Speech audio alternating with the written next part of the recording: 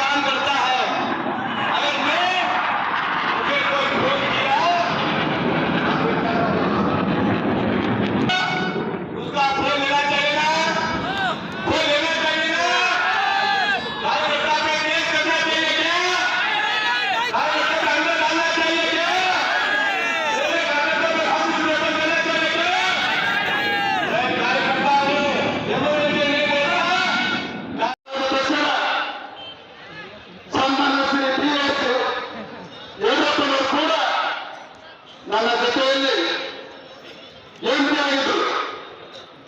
ನನಗೇನು ಗೊತ್ತಿರಲಿಲ್ಲ. ನನ್ನ ಕೈಯ ಬೆರಳನ್ನು ಹಿಡ್ಕೊಂಡು ಜನನಾಯಕನಾಗಬೇಕು, ಜನರ ಅಭಿವೃದ್ಧಿಯನ್ನು ಮಾಡಬೇಕು, ರಾಜಕಾರಣ ಜಾಸ್ತಿ ತಲೆಕೆಡಿಸುವಂತ ಅವಶ್ಯಕತೆ ಇರಲ್ಲ. ಜನ ನಿಮ್ಮನ್ನು ಜನನಾಯಕ ಮಾಡ್ತಾರೆ ಅಂತ ಇವತ್ತಿಗೆ ವಾಕ್ಯವಾಗಿ ಹೇಳಿದೆ. ನನಗೆ ಗೊತ್ತು ಕೂಡ ನೆನಪಿದೆ 2 ಸಾರಿ. ಅವರ ಒಂದು ಮಾರ್ಗದರ್ಶನದಲ್ಲಿ ಮೋದಿಯವರ ಆದರ್ಶಗಳನ್ನು 10 ವರ್ಷದಿಂದ ಒಂದು ದಿವಸ ಕ್ಷೇತ್ರದ ಸಂಪರ್ಕವನ್ನು ಮುರಿದುಕೊಂಡಿಲ್ಲ. ಕಳೆದ 75 ವರ್ಷಗಳಲ್ಲಿ ಭಾರತಕ್ಕೆ ಸ್ವಾತಂತ್ರ್ಯ ಸಿಕ್ಕಿ 65 ವರ್ಷಗಳಲ್ಲಿ ಯಾವ ಅಭಿವೃದ್ಧಿ ಆಗಿದೆ ಜಿಲ್ಲೆಯಲ್ಲಿ ಅಂದ್ರೆ ಇವತ್ತು ಯಾರ ಬಾಯಿ ಮೇಲೆ ಯಾವುದು ಅಭಿವೃದ್ಧಿ ಕೆಲಸಗಳನ್ನು ಬರುವುದಿಲ್ಲ. ಕಳೆದ 10 ವರ್ಷಗಳಲ್ಲಿ ನ ಭೂತೋ ನ ಭವಿಷ್ಯತೋ ಅನ್ನುವಂತ ನನ್ನ ಮೇಲೆ ಇರುವಂತಹ ನರೇಂದ್ರ ಮೋದಿಯವರ ಪ್ರೀತಿ ವಿಶ್ವಾಸದಿಂದ ಇವತ್ತು ಪ್ರತಿಯೊಬ್ಬ ಕಾರ್ಯಕರ್ತರಿಗೆ ಧೈರ್ಯದಿಂದ ಹೇಳುವಂತ ಶಕ್ತಿ ಬಂದಿದೆ. ಮತ್ತೊಮ್ಮೆ 3ನೇ ಅವರಿಗೆ ಭಾರತೀಯ ಜನತಾ ಪಕ್ಷದಲ್ಲಿ ಬೀದರ್ನಲ್ಲಿ ಗೆದ್ದಿದೆ ಮಾಡಬೇಕಲ್ಲ. ಏನಾದರೂ ನಾನು ಸೋಮಾರಿಯಾಗಿ ಕ್ಷೇತ್ರವನ್ನು ಬಿಟ್ಟು ಲಂಚದಿಂದ ಜಿಲ್ಲೆಯಲ್ಲಿ ಕೂತಿದ್ದ ಅಂದ್ರೆ ಜನಸಂಪರ್ಕ ಇರ್ತಿರಲಿಲ್ಲ, ಜನಸಂಪರ್ಕ ಸಿಕ್ಕಿರಲಿಲ್ಲ. ನನಗೆ ಭ್ರಷ್ಟಾಚಾರ ಮಾರ್ಗದಲ್ಲಿ ಬೆಂಗಳೂರಿನಲ್ಲಿ ಜಿಲ್ಲೆಯಲ್ಲಿ ಕೂತಿದ್ರೆ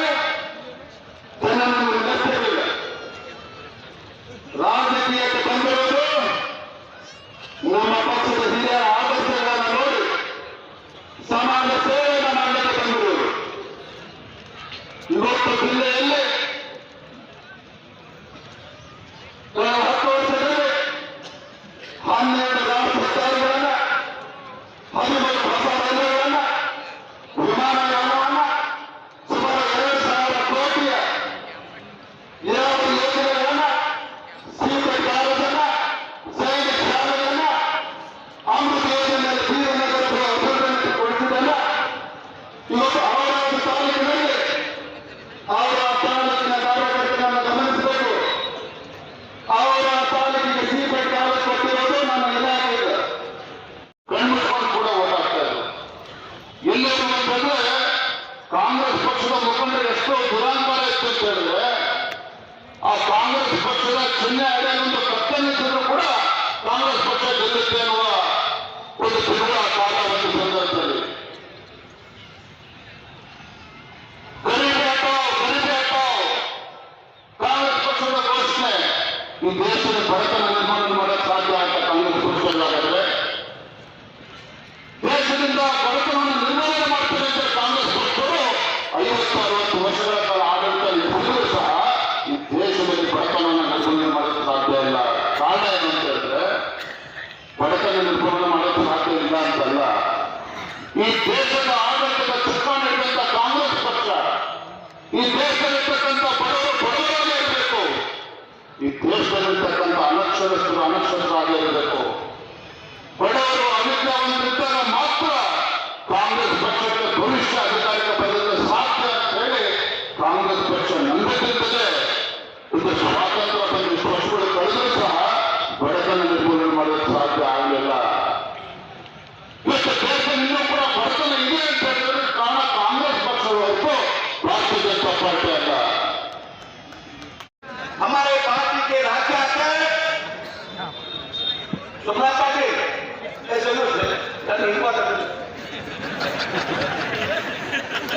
राज्य के बीजेपी के राज्य युवती धड़कन आदरणीय विजय जी और हमारे जिला के शांत सभा के माजी अध्यक्ष मंत्राकर जी जिसके हाथ में झंडा दिया बीजेपी का सोमनाथ पाटिल जी और हमारे बीजेपी के general secretary P Raju ji, शेरमल कल्लीखेरी जी, समस्त इधर जिले के एमएलए, माजी एमएलए, सभी हमारे बीजेपी के मंडलाध्यक्ष, जिलाध्यक्ष सभी को मैं स्वागत करता हूँ, क्योंकि अन्ना को जाना है कलबुर्गी, वो इतना पता है टाइम नहीं मनी, येडियुरप्पा जी भी टाइम नहीं मनी, इसलिए उनको घड़ी देख रहा है, मुझे बोलेगा बंद करो, मैं जल्दी बंद करने वाला नहीं हूँ। मेरे भाइयों, विजेंद्र जी राज्याध्यक्ष होने के बाद कर्नाटक में इतना जोश आया है, इतना उम्मत बनकर उम्मत, और मैं बोल रहा हूँ कर्नाटक में कांग्रेस का होगा पानीपत और जिला के नेतृत्व में 28 के 28 ಈ ಒಂದು ಐತಿಹಾಸಿಕ ಕಾರ್ಯಕ್ರಮಕ್ಕೆ ಉದ್ಘಾಟಕರಾಗಿ ಮೊದಲ ಬಾರಿಗೆ ಕರ್ನಾಟಕದ ಬೀದರ್ ಜಿಲ್ಲೆಗೆ ನೂತನ ಅಧ್ಯಕ್ಷರ ಪದಗ್ರಹಣ ಕಾರ್ಯಕ್ರಮಕ್ಕೆ ಆಗಮಿಸಿದ ನಮ್ಮಲ್ಲಿ ಹೆಚ್ಚಿನ ನಾಯಕರು, ಭವಿಷ್ಯದ ನಮ್ಮ ಕರ್ನಾಟಕದ ಯುವ ನಾಯಕರು, ಯುವಕರ ಕಣ್ಮಣಿ ಶಿಕಾರಿಪುರದ ಜನಪ್ರಿಯ ಶಾಸಕರಾದ ನಮ್ಮೆಲ್ಲರ ನಾಯಕರಾದ ಬಿ ವೈ ವಿಜೇಂದ್ರ ಅವರಿಗೆ ಹೃದಯಪೂರ್ವಕ ಅಭಿನಂದನೆ ಹಾಗೂ ಸ್ವಾಗತ ಕೋರುತ್ತೇನೆ. ಅದೇ ರೀತಿ ಒಬ್ಬ ಯುವಕರನ್ನು, ಒಬ್ಬ ಸಾಮಾನ್ಯ ಕಾರ್ಯಕರ್ತರನ್ನು ಈ ಒಂದು ಜಿಲ್ಲೆಯ ಅಧ್ಯಕ್ಷ ಮಾಡಲಿಕ್ಕೆ ನಾನು ರಾಜ್ಯ ಘಟಕಕ್ಕೆ ಸಂಘಟನಾ ಪ್ರಮುಖರಿಗೆ ನನ್ನ ನೆಚ್ಚಿನ ನಾಯಕ ಟಿ ವೈ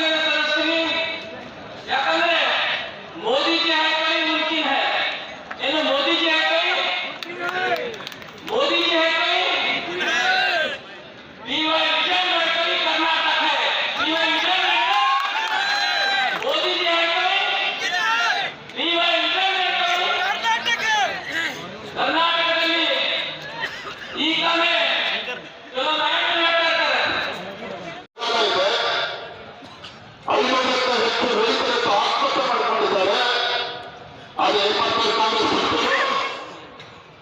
ಪ್ರಧಾನಮಂತ್ರಿ ಕಡೆ ಬೆಟ್ಟರ್ತಕ್ಕಂಥದ್ದು. ಯಾಕೆ ರಾಜ್ಯದ ಜನರಿಗೆ 136 ಶಾಸಕರನ್ನು ಕೊಟ್ಟು ರಾಜ್ಯದ ಅಧಿಕಾರಕ್ಕೆ ತಂದಿರುವಾಗಲೇ ಯಡಿಯೂರಪ್ಪ ಮುಖ್ಯಮಂತ್ರಿ ಆದಾಗ ರಾಜ್ಯದ ಅಧಿಕಾರ ಬರಗಾಲ ಆಗ್ತಿದ್ದ ಸಂದರ್ಭದಲ್ಲಿ ಕೇಂದ್ರದಿಂದ ದುಡ್ಡು ಬರದ ಕಾಯ್ದೆ ಅವತ್ತು ಕೇಂದ್ರದ ಇಂಡಿಯನ್ ಪ್ರಾರಂಭ 6,500 ಇದ್ರೆ ಯಡಿಯೂರಪ್ಪರು ಕೂಡ 6,000 ರೂಪಾಯಿ ಜೋಡಿಸಿದ್ದು ತಕ್ಷಣ 13,000 ರೂಪಾಯಿ ರೈತರ ಅಕೌಂಟ್ ಹಾಕತಕ್ಕಂಥ ಕೆಲಸ ಮಾಡಲಿಲ್ಲ ಯಡಿಯೂರಪ್ಪರಾದರೆ ಅಧಿಕಾರ ಮಾಡಲಿಕ್ಕೆ ನಿಮಗೆ ಸರ್ಕಾರ ಮಜಾ ಮಾಡದ ಸರ್ಕಾರ ಬೇಕು. ಈ ದೇಶಕ್ಕೆ ನಾಡಿಗೆ ಸುಖ ಅನ್ನವನ್ನು ಕೊಡ್ತಕ್ಕಂಥ ರೈತ ಬರ ಸಂಕಷ್ಟದಲ್ಲಿರ್ತಕ್ಕಂಥ ಸಂದರ್ಭದಲ್ಲಿ ಬರ ಪರಿಹಾರ ಕೊಡು ಅಂತ ಹೇಳಿದ್ರೆ ಮಾನ್ಯ ಮುಖ್ಯಮಂತ್ರಿಗಳ ಹತ್ರ ಹಣ ಇಲ್ಲ, ಸರ್ಕಾರದ ಖಜಾನೆಯಲ್ಲಿ ಹಣ ಇಲ್ಲ. ಯಾಕೆ? ಆ ದಲಿತರಿದ್ದಂತ SC ಹಣವನ್ನು ಕೂಡ ಬೇರೆ ಕಡೆ ವರ್ಗಾವಣೆ ಮಾಡಿಕೊಂಡು ಗ್ಯಾರಂಟೀಸ್ ಉಪಯೋಗಿಸ್ಕೊಳ್ತೀವಿ ಮಾನ್ಯ ಮುಖ್ಯಮಂತ್ರಿಗಳಾದರೆ. ಒಂದು ಕಡೆ ನೇರವಾಗಿ ಹೇಳ್ತೇನೆ, ಈ ರಾಜ್ಯದಲ್ಲಿರ್ತಕ್ಕಂಥ ಕಾಂಗ್ರೆಸ್ ಸರ್ಕಾರ ಇದು ಬಡವರ ವಿರೋಧಿ ಸರ್ಕಾರ. ರಾಜ್ಯದಲ್ಲಿರ್ತಕ್ಕಂಥ ಕಾಂಗ್ರೆಸ್ ಸರ್ಕಾರ ಇದು ದಲಿತ ವಿರೋಧಿ ಸರ್ಕಾರ. ರಾಜ್ಯದಲ್ಲಿರ್ತಕ್ಕಂಥ ಕಾಂಗ್ರೆಸ್ ಸರ್ಕಾರ ಮಹಿಳೆ ಯುವಕರ ವಿರುದ್ಧ ಇರ್ತಕ್ಕಂಥ ಸರ್ಕಾರ. ಈ ರಾಜ್ಯದಲ್ಲಿರ್ತಕ್ಕಂಥ ಕಾಂಗ್ರೆಸ್ ಸರ್ಕಾರದಿಂದ ರಾಜ್ಯದ ಏಳಿಗೆ ಕೂಡ ಆಗಲು ಸಾಧ್ಯ ಇಲ್ಲ, ರೈತರು ಕೂಡ ಶಕ್ತಿ ಸಿಗಲು ಸಾಧ್ಯ ಇಲ್ಲ, ಮಹಿಳೆಯರಿಗೆ ಕೂಡ ಸುರಕ್ಷತೆ ಇರತಕ್ಕಂಥದ್ದು ಕೂಡ ನಾವು ನೋಡ್ತಾ ಇದ್ದೇವೆ.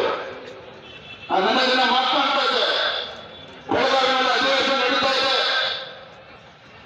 ಪರಿಶಿಷ್ಟ ಪಂಗಡಕ್ಕೆ ಸೇರಿರ್ತಕ್ಕಂಥ ಮಹಿಳೆ ಆಡು ಹಗಲೇ ಅಲ್ಲಿ ನುಗ್ಗುಟ ಮಹಿಳೆಗೆ ವ್ಯವಸ್ಥೆಗೊಳಿಸ್ತಾರೆ, ಅವಮಾನ ಮಾಡ್ತಾರೆ. ಅಧಿವೇಶನ ನಡೀತಾ ಇದೆ, ಮುಖ್ಯಮಂತ್ರಿಗಳು ಆಗಿದ್ದಾರೆ, ರಾಜ್ಯ ಸರ್ಕಾರ ಆಗಿದೆ, ರಾಜ್ಯದ ಮುಖ್ಯಮಂತ್ರಿಗಳು ಸೇರ್ಕೊಂಡು ಯಾವುದೇ ಒಬ್ಬ ಮಂತ್ರಿಗಳಿಗೆ ಹೋಗಿ ತಾಯಿಗೆ ಒಂದು ಸಾಂತ್ವನ ಹೇಳಬೇಕು, ಧೈರ್ಯ ಕೊಡಬೇಕು ಅಂತ ಅನ್ನಿಸ್ತಿಲ್ಲ. ನಾನು ಮೊದಲ ಬಾರಿ ಶಾಸಕನಾಗಿ ನಾನು ರಾಜ್ಯದ ಅಧ್ಯಕ್ಷ, ನನಗನ್ನಿಸ್ತದೆ ನಾನು ಪ್ರದಕ್ಷಿಣ ಪಕ್ಷದ ಮುಖಂಡರು ಕರ್ಕೊಂಡು ಆ ತಾಯಿಗೆ ಧೈರ್ಯ ಹೇಳ್ತಕ್ಕಂಥ ಕೆಲಸ ಮಾಡ್ತೇನೆ. ಆದರೆ ರಾಜ್ಯ ಸರ್ಕಾರಕ್ಕೆ ಮುಖ್ಯಮಂತ್ರಿಗಳು ಅನ್ನಿಸ್ತಿಲ್ಲ.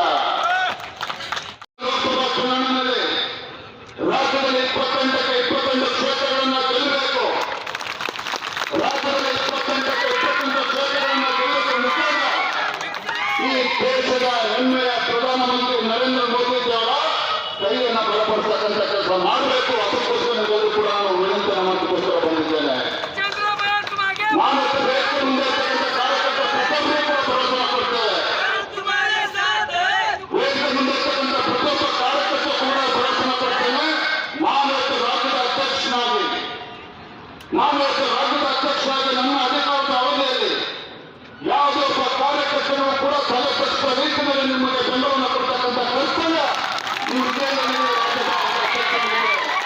ಯಾರು ಕೂಡ ತಲೆ ಕೆಡಿಸ್ಕೊಬೇಡಿ. ನಮ್ಮ ಮುಂದೆ ಇರ್ತಕ್ಕಂಥ ಗುರಿ ಒಂದೇ, ನರೇಂದ್ರ ಮೋದಿ ಭಾರತೀಯ ಜನತಾ ಪಾರ್ಟಿ ಅಧಿಕಾರಕ್ಕೆ ಬರಬೇಕು. ದೇಶದ ಅಭಿವೃದ್ಧಿ ದೃಷ್ಟಿಯಿಂದ ಬಿಜೆಪಿ ಅಧಿಕಾರಕ್ಕೆ ಬರಬೇಕು. ಭಾರತವನ್ನು ಅಗ್ರಗಣ್ಯ ರಾಷ್ಟ್ರದ ಸಾಲಿನಲ್ಲಿ ನಿಲ್ಲಿಸಬೇಕು. ಅದಕ್ಕೋಸ್ಕರ ಬಿಜೆಪಿಯನ್ನು ಬೆಂಬಲಿಸಬೇಕು. ಈ ಕಾಂಗ್ರೆಸ್ಸಿನ ಕಳ್ಳು ಭರವಸೆಗಳನ್ನ ಜನರ ಮನಸ್ಸಿಂದ ಕಿತ್ತು ಹಾಕಿ ಈ ದೇಶಕ್ಕೆ ಭರವಸೆದು ನರೇಂದ್ರ ಮೋದಿಯವರು ಮಾತ್ರ ಅನ್ನೋದನ್ನ ತಾವೆಲ್ಲರೂ ಕೂಡ ತುಂಬಲ್ಲಿ ನಿಂತಲ್ಲಿ ಮಾತನಾಡುವ ಮುಖೇನ ನರೇಂದ್ರ ಮೋದಿಯವರು ಕೊಟ್ಟಿರ್ತಕ್ಕಂಥ ಜನಪರ ಯೋಜನೆಗಳನ್ನು ಅವರ ಮನೆ ಮುಟ್ಟಿಸುವ ಮುಖೇನ ಇದು ಭಾರತೀಯ ಜನತಾ ಪಾರ್ಟಿಯ ಧ್ವಜ ರಾಜ್ಯದಲ್ಲೂ ಕೂಡ ಎತ್ತರಕ್ಕೆ ಹಾರಬೇಕು, ಬೀದರ್ ಜಿಲ್ಲೆಯಲ್ಲೂ ಕೂಡ ಎತ್ತರಕ್ಕೆ ಹಾರಬೇಕು. ಆ ನಿಟ್ಟಿನಲ್ಲಿ ಎಲ್ಲರೂ ಕೂಡ ಇದಕ್ಕೆ ಕೈ ಜೋಡಿಸಬೇಕು ವಿನಂತಿಯನ್ನು ಜನಗಳು ಮಾಡ್ತಾ ಇದ್ದೇನೆ. ಆ ಕಾರ್ಯಕರ್ತರ ಬಗ್ಗೆ ಗೌರವ ಇಲ್ಲ, ಹಿಂದಿನ ವರ್ಗಗಳ ಬಗ್ಗೆ ಗೌರವ ಇಲ್ಲ. ಭಾರತೀಯ ಜನತಾ ಪಾರ್ಟಿಗೆ ಸ್ವಾಮಿ ಸಿದ್ದರಾಮಯ್ಯ ಕೇಂದ್ರದ ನರೇಂದ್ರ ಮೋದಿಯವರ ಭಾರತೀಯ ಜನತಾ ಪಾರ್ಟಿ ಸರ್ಕಾರ 27 ಜನ ಹಿಂದುಳಿದಿರ್ತಕ್ಕಂಥ ಮುಖಂಡರಿಗೆ ಕೇಂದ್ರದಲ್ಲಿ ಸಚಿವರಾಗಿರ್ತಕ್ಕಂಥದ್ದು. ನಿಮ್ಮಿಂದ ಪಾಠ ಕಲಿಬೇಕಾಗಿರ್ತಕ್ಕಂಥ ಅವಶ್ಯಕತೆ ಇಲ್ಲ.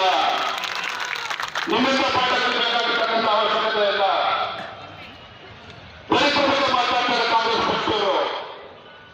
ಯಾವ ಬಾಬಾ ಸಾಹೇಬ್ ಅಂಬೇಡ್ಕರ್ ಅವರನ್ನ ಮಾತುಕತೆ ಕಾಂಗ್ರೆಸ್ ಪಕ್ಷರು ಬಾಬಾ ಸಾಹೇಬ್ ಅಂಬೇಡ್ಕರ್ ಸಂವಿಧಾನ ತಂದಿರ್ತಕ್ಕಂಥ ಮಹಾವ್ಯಕ್ತಿ ಅಂತ ಭಾಷಣ ಮಾಡ್ತಾರೆ.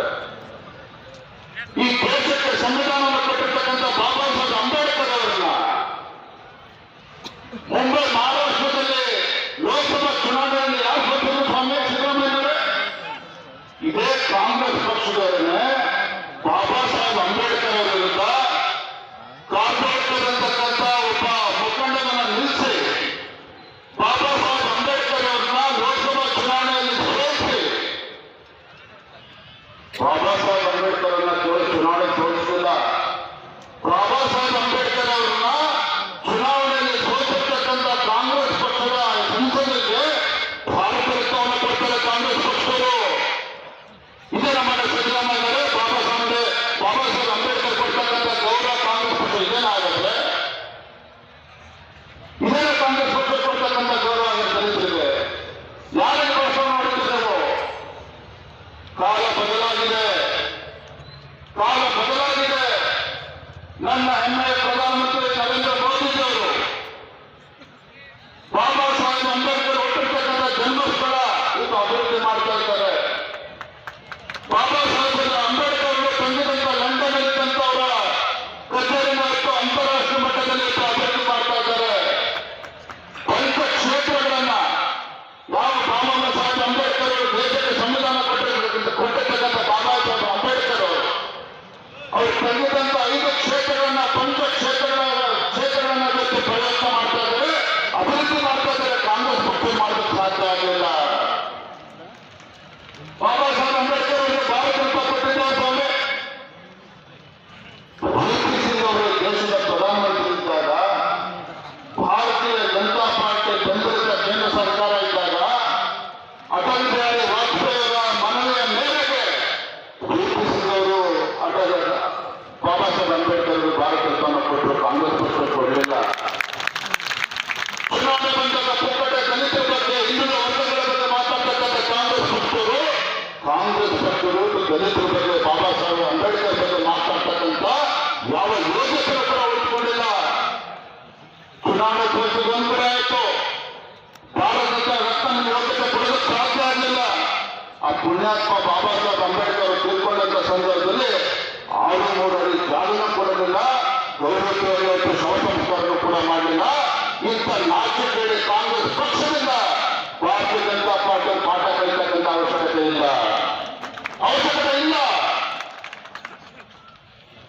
ಇವತ್ತು ಭಾರತೀಯ ಜನತಾ ಪಾರ್ಟಿ ನರೇಂದ್ರ ಮೋದಿಜಿಯವರು ಸೋಲಾರ್ ಪ್ಲಾಂಟ್ ಇದೆ, ಅಷ್ಟೇ ದೊಡ್ಡ ಸೋಲಾರ್ ಪ್ಲಾಂಟ್ ಅನ್ನ ಆವರಣದಲ್ಲಿ 13,000 ಕೋಟಿ ಹೂಡಿಕೆಯ 13,000 ಕೋಟಿ ಹೂಡಿಕೆಯ ಮತ್ತೊಮ್ಮೆ ಹೇಳ್ತೀನಿ, 13,000 ಕೋಟಿ ಹೂಡಿಕೆಯ ಸೋಲಾರ್ ಪ್ಲಾಂಟ್ ಅನ್ನ ನನ್ನ ಇಲಾಖೆಯಿಂದ ನಾನು ಮಾಡಿಕೊಟ್ಟಿದ್ದೀನಿ. 2 ತಿಂಗಳ ಹಿಂದೆ ಉಸ್ತುವಾರಿ ಸಚಿವರಾದಂಥ ಈಶ್ವರ್ ಅವರು ಅವರ ಇಲಾಖೆಯಿಂದ ಕೇಂದ್ರ ಸಚಿವರು ಏನು ಮಾಡಿದ್ದಾರೆ ಕೇಳಿದ್ರು. ಸಚಿವರೇ ಉತ್ತರ ತಗೊಳ್ಳಿ. ಕೇವಲ 13,000 ಕೋಟಿ ಅಲ್ಲ, 10,500 ನಮ್ಮ ಯುವಕರಿಗೆ ಅಲ್ಲಿ ನೌಕರಿಗಳ ಅವಕಾಶವನ್ನು ಮಾಡಿಕೊಟ್ಟಿದ್ದೀನಿ. ಕಾಂಗ್ರೆಸ್ಸಿನವರೇ ನಮ್ಮ ಅಭಿವೃದ್ಧಿ ಕಾರ್ಯಗಳಿಂದ ನೀವು ಕೂಡ ಪಕ್ಕದಲ್ಲಿ ಬಿಸಿ ಮಾತಾಡ್ತೀರ. ಆದರೆ ನಿಮ್ಮ ಕುತಂತ್ರ ನಿಮ್ಮ ಕುಟುಂಬದ ನಡವಳಿಕೆ, ವಿಜೇಂದ್ರ ಅವರು ರಾಜ್ಯದ ಅಧ್ಯಕ್ಷರಿದ್ದಾರೆ ಭಾರತೀಯ ಜನತಾ ಪಕ್ಷಕ್ಕೆ. ಇವತ್ತು ಬೆಳಗ್ಗೆ ಒಂದು ಪತ್ರಿಕೆಯಲ್ಲಿ ಓದಿದೆ ನಾನು, ಭಾರತೀಯ ಜನತಾ ಪಕ್ಷದ ಗೊಂದಲವನ್ನ ವಿಜೇಂದ್ರ ಅವರು ಸರಿಪಡಿಸ್ತಾರ ಅನ್ನುವಂಥ ಪ್ರಶ್ನಾರ್ಥಕತೆಯನ್ನು ಹಾಕಿ, ಕಾರ್ಯಕರ್ತ ಬಂಧುಗಳೇ, ಮಾಧ್ಯಮದ ಜೊತೆಗೆ ನಾನು ವಿಶ್ವಾಸವನ್ನು ಕೊಡ್ತೇನೆ. ಯಾವ ಗೊಂದಲಗಳಿಗೆ ವಿಜಯ ಯಡಿಯೂರಪ್ಪ ಅವರಿಗೆ ಅವಕಾಶ ಕೊಡಲು ಸಂಪೂರ್ಣವಾದ ವಿಶ್ವಾಸ ಇರಲಿದ್ದಾರೆ. ಎಲ್ಲರೂ ಸೂಕ್ಷ್ಮವಾಗಿ ಗಮನಿಸುತ್ತಾರೆ. ಯಾವ ಹೇಳಿದ್ರು ಕೇಳಿದ ತಕ್ಷಣ ಸತ್ಯ ಅನಿಸಲಿಕ್ಕೆ ಸಾಧ್ಯ ಇಲ್ಲ. ರಾಜಕಾರಣದಲ್ಲಿ ಒಬ್ಬ ಮಾನ್ಯ ತಾಳಗಳು ಕಿವಿಗೆ ಕೇಳಿದ್ರೆ ಮಾತಾಡುವುದಿಲ್ಲ. ಸಮಯ ಬಂದಾಗ ಯಾವ ರೀತಿ ಇಂಜೆಕ್ಷನ್ ಕೊಡಬೇಕು ಅವರಿಗೆ ಕೊಡುವಂತ ಕೆಲಸ ನಮ್ಮ ವಯಸ್ಸು ಮಾತಾಡೋದಕ್ಕೆ ಸಂಪೂರ್ಣ ವಿಶ್ವಾಸ ಇದೆ.